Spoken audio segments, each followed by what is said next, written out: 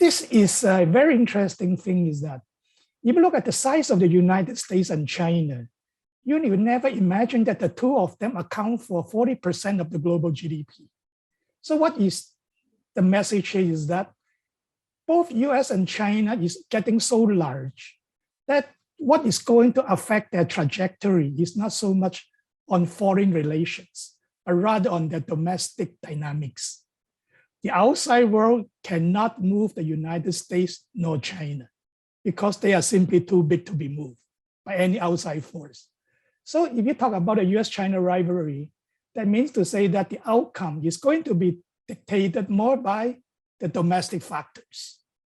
Now, whether we like it or not, one must realize that these two superpowers have their own domestic problem, which is very serious.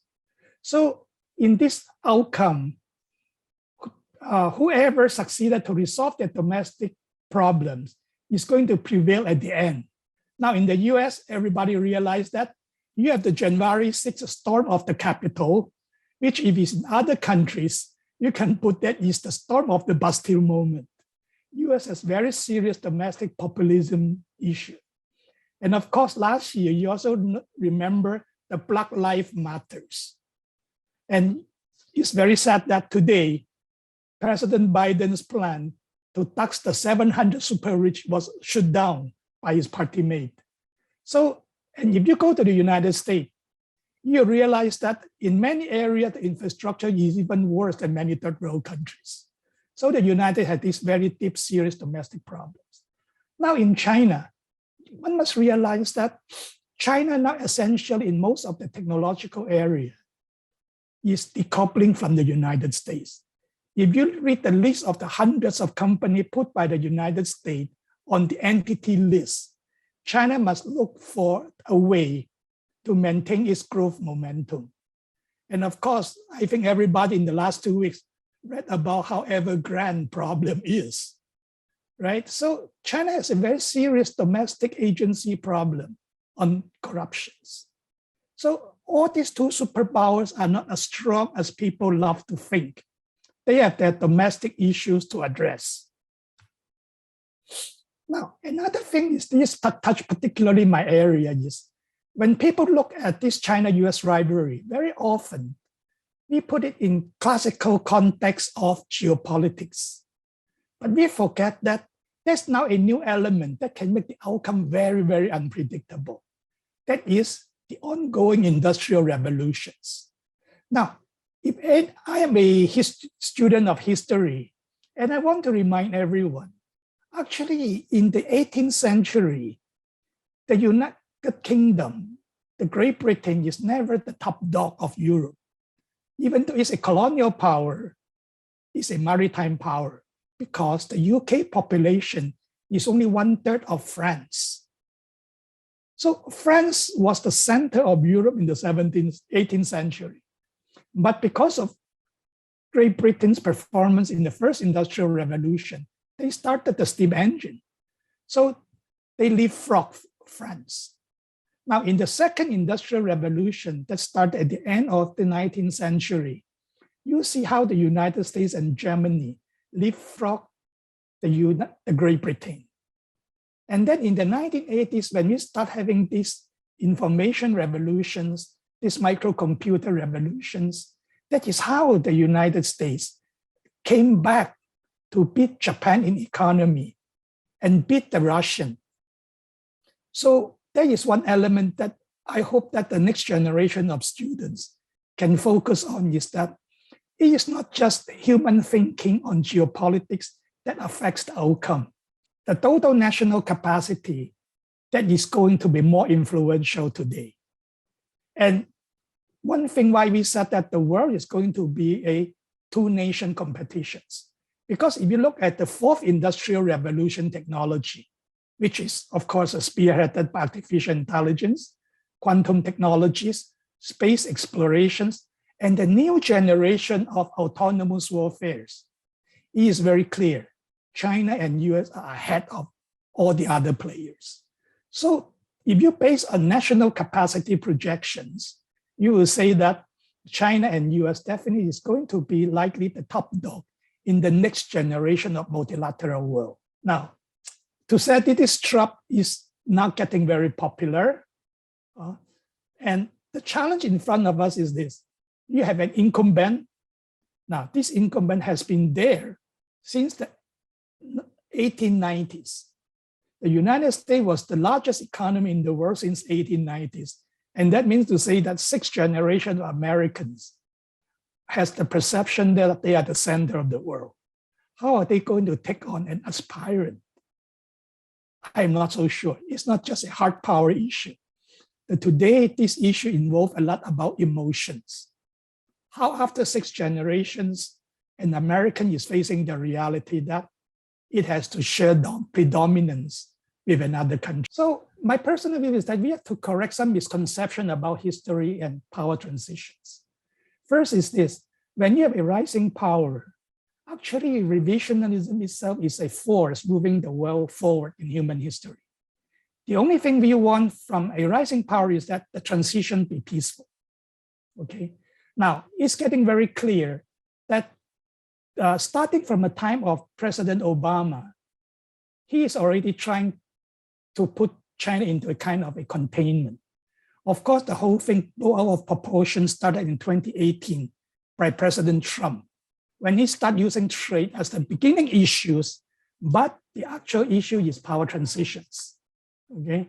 Now, right now, the engagement policy of the United States before is over and is replaced by the competitive interdependence. And as Secretary Blinken has said, there are elements of both rivalry, competition, and cooperations. Right now, the COVID-19 brought up a very interesting thing. You remember who is the first one to talk about decoupling from the senior official levels? It was Ambassador Catherine Tai, when he was given an interview at CSIS a few weeks ago about the US-China trade relationships and what she intends to do after the expiration of phase 1 agreement. She is the first one from the cabinet level using the term recoupling. And after she started using the term recoupling, people start talking about selective decoupling. And one thing very clear is that if there's anything that COVID-19 has shown, I think COVID-19 will end up as a historic event. The COVID-19 reveals so many deficiencies of the current world. Now, if you look at the issue of global climate change, if you look at the nuclear proliferations, if you look at the World Trade Organization reset, if you look at the global financial system stability, it is very clear. Even the United States realized that without a working relationship with China, we are going into a doghouse for everybody. We know how important is world trade. And WTO is today paralyzed because the adjudication system has no judge. If you look at the global financial system, we all know that how much money has been printed. And without somebody continuously supplying goods to the system, what is going to happen to this excess liquidity? Where will all this thing goes? So it is very clear that working relationship between the US and China is not only affecting the two of them, it's affecting the whole world. But are we worried? I do. I agree with Rommel that there's not going to be a Cold War because some of the elements of Cold War, like military alliances, like this ideologically based rivalry, are not present. But we must remember, accidents do happen. If you remember the revelation of General Milley, that he has to call the Chinese Army Chief of Staff twice, last October and this January, about the President Trump's intention to attack China. Okay, and if you look at this circling of the Japan by the joint China and Russian Navy 2 weeks ago, so you realize that we are sitting on a hot volcano. Accidents can happen. especially now, China bashing is such a popular topic in the United States. All the politicians in the US are very happy to present themselves as defending the US right and picturing China in whatever way they can. Now, that's going to be a very interesting argument. What is the meaning of rule-based order? Because right now, the American version is that China is going to subvert the rule-based order. And then the Chinese counter is that, what kind of rules you are talking about? He say that, okay, let us go to United Nations. That is where rules are supposed to be set. But of course, the US, so it's going to be a semantic problem that both sides have its own versions to suit their domestic propaganda need. And that is very dangerous for developing countries because these are for propaganda. And every time you talk about propaganda, it is almost always very emotionally laden. So a lot of spillover to the third world is going to happen about should you side with US or should you side with China? Okay, now it brings us to the next point. For the developing countries, what should be the basis of your international relations? Should you be value-based or pragmatism-based? Now, this is going again into a value judgment argument with no definite answers. But the only thing I want to remind everybody is, in human history, only pragmatism-based international relationship lasts. No country prosper or lasts if your international relation is based on value. Now, one thing that you must say, whether you like nuclear weapon or not, but the mutual assured destructions just make war impossible to happen. And it is the mutual assured destructions that keep world peace. So what is difference between the 15th scenario described by Alison Graham and today is, because whether we like it or not, this is going to be not a Cold War, but going to be a hot peace. Now, the only thing is this, I think now free and open Indo-Pacific, and everybody now's new term is Quad and AUKUS. Now, the difficult thing is that this carry military tone. Now, how will China push back? In fact, if you look at the submarine damage, if you look in Hainan Island, and you look at last week, somebody found a picture of the American submarine near Scarborough Shore, and you look at the Russo-Chinese Navy cutting across the Japan sea streaks, China is starting to push back. And will they escalate? I do not know. But we are living in a time that probably is a little bit more dangerous than many people think. Now, how will be the outcome? Now, this kind of power transition can last years, can last decades, or can last even longer. Most likely, the outcome will only be reached if there's some sort of equilibrium in economy, technology, and military power of the two antagonists.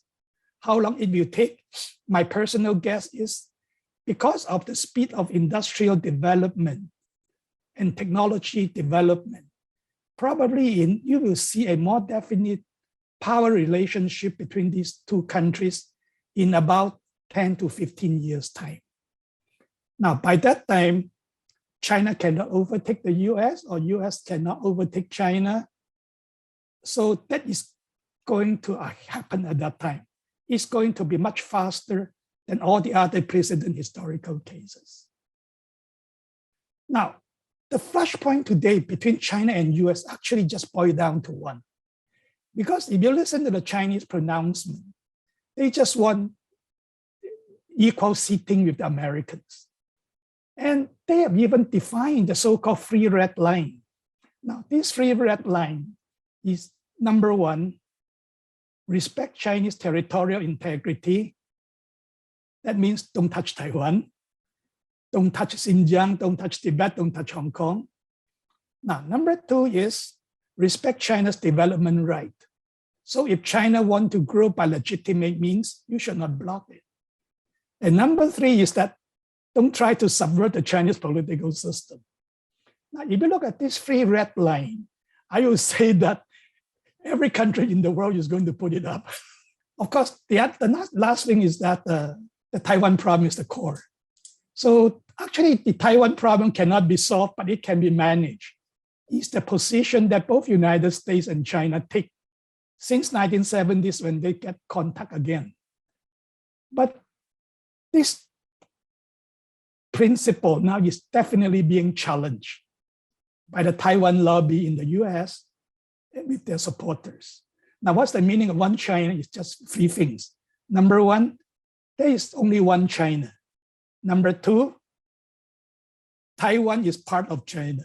Number three, Beijing is the official legitimate government of China. This is the so-called one China principle, in which, like it or not, every country, including the United States, that has diplomatic relationship with China, embrace it in the establishment of the diplomatic relationships. Now, let me very fast go through this impact on the Philippines. Now, this is the first time in 600 years that Southeast Asia see a transition of power in this region from the west to the east. Now, 1521 was the year supposedly Magellan came. Now, when the elephant fights, the grass suffers. Now, actually, many people forget, ASEAN actually has the declaration over this issue of Sino-US rivalry in 2019. This ASEAN outlook on the Indo-Pacific was spearheaded by Indonesia and supported by the ASEAN leaders in the 2019 November Leader Summit. And this one is very clear. ASEAN is going to embrace both the US and China. It's going to be inclusive and not exclusive. Now, the other thing Philippines has to be very careful is that we talk about economic recovery, but we already see the Philippines problem.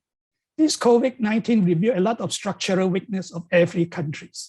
Now, we are not talking about V-shaped recovery, U-shaped recovery, but we are talking about K-shaped recovery. In the K-shaped recovery, there is a pointing north on the right side of the K, and there's one pointing downward in the K. Now, we are very worried that developing countries who does not adjust the economy well to meet the post-COVID-19 recovery challenge will end up on the lower descending, pointing low downward K. And that is something that the next administration, the business leaders like Anvil and all the government officials has to be very, very carefully aware of. The world has changed. It's not going to be a universal recovery. Now, how are you going to calibrate and stick to a development economics models?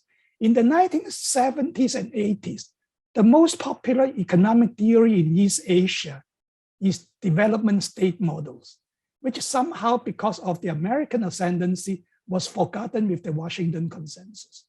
But if you take a look on that, Philippines has to decide hard and act very fast to meet the challenge in the coming years. Thank you very much.